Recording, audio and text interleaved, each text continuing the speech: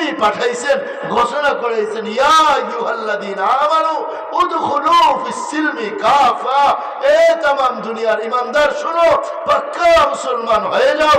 কাফেরদেরকে বলছে আমিনু কামা আমানান নাস, ঈমান আনো সাহাবাদের মতো, অর্থাৎ ঈমান আনো, পাক্কা মুসলমান হও, তাইলে তোমার ঠিকানা হবে জান্নাত। ঈমান আনবা না, পাক্কা মুমিন হবে না, তাইলে তোমার ঠিকানা হবে জাহান্নাম। কিন্তু নিজ হাতে বানাইছেন দোস্ত জাহান্নামে দেওয়ার জন্য না, জান্নাত দেওয়ার জন্য। আজীব জান্নাত সাজাইছেন, কষ্টের জাহান্নাম বানাইছেন। কিন্তু একটা বান্দাও যেন জাহান্নামে না যায়, সব বান্দা যেন জান্নাতি হয়ে যায়, এই জন্য নিজে মায়ার ভালোবাসা দিয়া এতটাই ভালোবাসা বান্দাকে রব দান করেছেন। আল্লাহর কসম, আমার মা আমাকে তো ভালোবাসে না, আমার বাবা আমাকে তো ভালোবাসে না, কোন স্বামী স্ত্রী একে অপরকে এত ভালোবাসে না, দুনিয়ার কেউ কাউকে তো ভালোবাসে না। আল্লাহ তার বান্দাকে যতটা ভালোবাসে, নবী তার উম্মতকে যতটা ভালোবাসে, এতটা ভালোবাসেন। ওই ভালোবাসার তাকিদে বলছেন উদখুলু ফিস-সিলমি কাফা, পাক্কা মুমিন হয়ে যাও। কথা বলেন না, কথা বলা যায় না, পাক্কা মুমিন হয়ে যাও দোস্ত। ওই পাক্কা মুমিন হইতে হবে।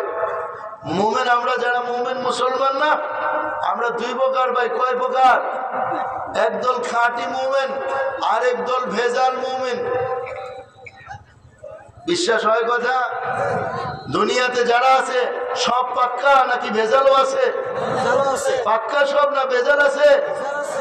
দুনিয়াতে যত মালামাল বাজারে বিক্রি হয় সব খাঁটি না ভেজাল আছে? তাইলে মুসলমানের মধ্যে ভেজাল থাকাটাই স্বাভাবিক। কিন্তু এখন যদি জিজ্ঞেস করা হয় দোস্ত কে খাঁটি মুসলমান, কে ভেজাল মুসলমান, খাঁটি মুসলমানরা এক সাইডে যান, ভেজাল মুসলমানরা আরেক সাইডে যান।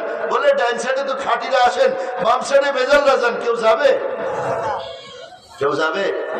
আমরা সবাই নিজেকে কি মুসলমান মনে করি? খাঁটি মুসলমান মনে করি। একটু যাচাই করে দেখা দরকার না আমি খাঁটি না ভেজাল? ভাই দরকার আছে?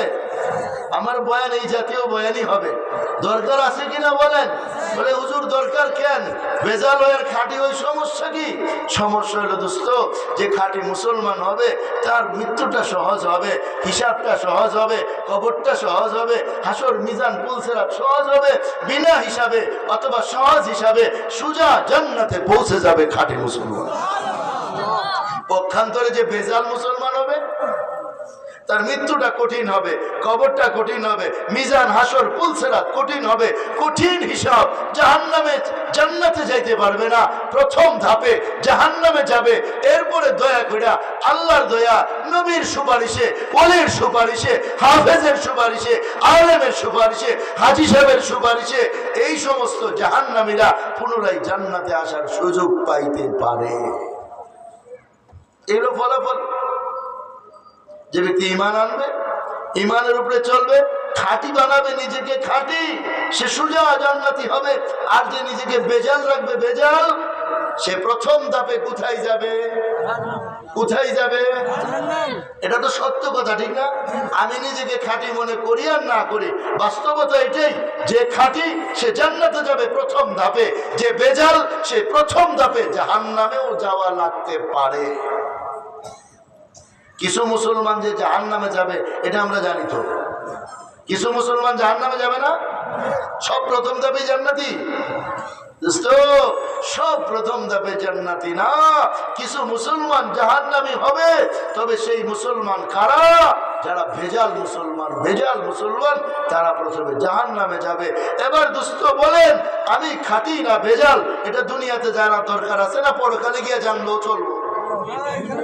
হ্যাঁ, ওইখানে গিয়ে জানলেই হবে, পরে আর তো ফিরে আসা যাবে না।